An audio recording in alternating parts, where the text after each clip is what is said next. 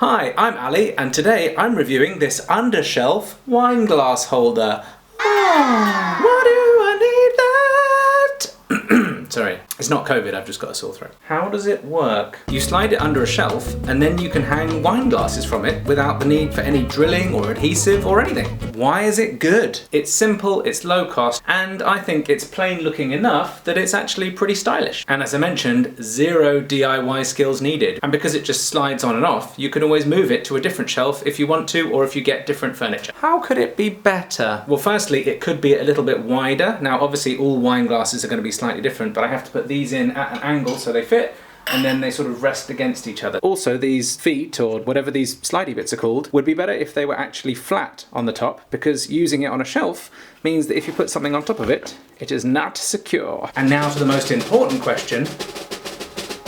Why do I need that? Well, if you live in a small flat like I do, it's an amazing space-saving option, so you don't have to use up all the space in your kitchen cupboards. Now, I like food and I like wine, but there's not space for both of you, so yeah, plates, you're gonna have to go, because, I mean, grapes, they're like a type of food, aren't they? And it's decorative, and it makes the place look nice, even if you'll never actually have enough friends to use up all of those glasses.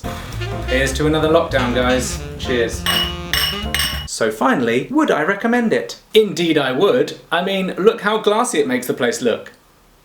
Like classy, but with glasses. So I've left a link in the description if you want to get one for your own home, or as a gift for a functioning alcoholic friend you might have. We've all got one. That's all for this week. Join me next time for something else worth hanging around for. Bye!